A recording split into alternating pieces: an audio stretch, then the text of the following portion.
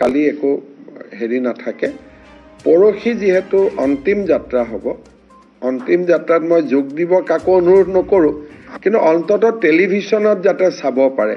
সেইকাৰণে আমি ৰাজ্যিক কৰ্মচাৰী স্কুল কলেজৰ ক্ষেত্ৰত পৰহি দিনাখন আমি নিশ্চিতভাৱে সুবিধা এটা কৰি দিম কিন্তু এতিয়ালৈকেতো কোনো আগবঢ়াৰ কথাও নাই কাৰণ আজি দুটা দিনত আপুনি ধৰক আমি কালিয়ে দিল্লীত সিদ্ধাৰ্থ আছিলে কিন্তু তেওঁকে লৈ আনিবৰ কাৰণে এটা উপায় নাই কাৰণ গৰিমা গাৰ্গে কৈছে যে তেওঁক একো কৰিব নালাগে অন্ততঃ গতিকে যেতিয়ালৈকে জুবিনক আমি অন্তিম বিদায় নিদিও তেতিয়ালৈকে এই দিশত আগবঢ়াৰ কাৰণে বহুত বেছি কৰিব পৰা নাযায় এতিয়ালৈকে আমি এইটোৱে কৰিছো যে যিসকলে এজাহাৰ দিছে প্ৰায় 54 এজাহাৰ আমি এজাহাৰ খেনিক CIDত লৈ আহিছো আমি এপ্ৰোপ্ৰিয়েট সেকশনত কেছ ৰেজিষ্টাৰ কৰিছো আৰু যিসকলে এজাহাৰ দিছে তেওঁলোকক আমি প্ৰাথমিক তেওঁলোকৰ ষ্টেটমেন্ট লোৱা আমি আৰম্ভ কৰিছো কিন্তু যেহেতু অভিযুক্ত দুজন শ্যামকানু মহন্ত আৰু সিদ্ধাৰ্থ শৰ্মা দুইজনে অসমত নাই আৰু আজি পুলিচ পঠাই লৈ অহাৰ পৰিৱেশটো নহয় অন্ততঃ জুবিনক আমি বিদায় দিলো প্ৰায় তাতে আমি এখন হস্পিটালো বনাইছিলো 100 জন লোকক আমি more than 100 লোকক ট্ৰিটমেন্ট কৰিছো এম্বুলেন্স আছে অসুবিধাটো হৈছে যে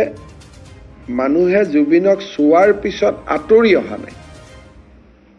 ভূপেন হাজৰিকাৰ ক্ষেত্ৰত আছিল কি যে আমি চাইছো আৰু আগবাঢ়ি উলাই গৈছো জছফিল্ডৰ অকনমান জায়গাত আমি কৰিছিল যদি আপোনালোকৰ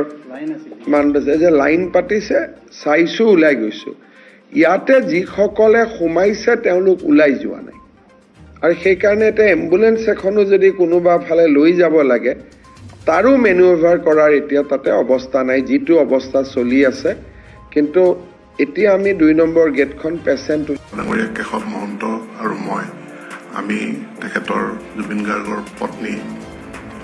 গৰিমা গাৰ্গ ডাঙৰীয়ানীৰ লগত আমি সৰু সজাইতে আলোচনা হৈছে গতিকে আমি গুৱাহাটীৰ আশে-পাশে আমাক সমাধিস্থ কৰাৰ কাৰণে তেখেতৰ শেষকৃত্য কৰিব লাগে এই কথাখিনি তেওঁ মত প্ৰকাশ কৰিছে মই আগৰ পৰা যোৱাকালিও মই কৈছিলো যে আমি চৰকাৰে স্থান নিৰ্ধাৰণ নকৰো পৰিয়ালৰ মানুহে স্থান নিৰ্ধাৰণ কৰিব আৰু তেওঁলোকে নিৰ্ধাৰণ কৰাৰ পাছত বা এটা বাছনি কৰাৰ পাছত আমি চৰকাৰখনে সকলো সহায় সহযোগিতা আমি আগবঢ়াম সেইমতে আমাৰ কামখিনি আমি কৰিব বিচাৰিছো মুখ্যমন্ত্ৰীয়ে যেহেতু দায়িত্ব দিছিল মুখ্যমন্ত্ৰীৰ টুইটটো যদি পঢ়ে তেতিয়াহ'লে খন্তেক আগত আজি আবেলি তেখেতে যিটো টুইট দিছিল এই টুইটটোক দি কোনোবাই এইটো কৈছে যে স্থান নিৰ্ধাৰণ কৰিলেই টুইটটোত স্পষ্টভাৱে উল্লেখ আছে প্ৰস্তাৱিত প্ৰপ'জড শব্দটো সোণাপুৰৰ যিটুকুৰা মাটি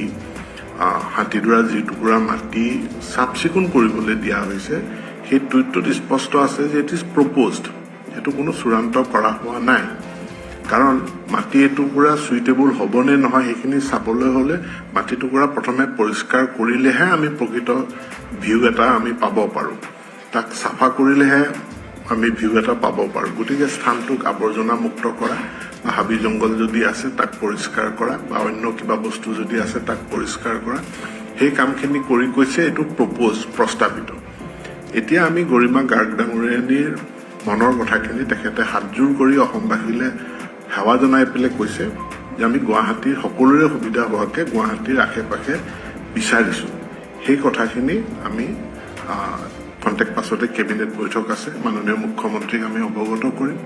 আৰু তাতে এটা চূড়ান্ত সিদ্ধান্ত গ্ৰহণ কৰিব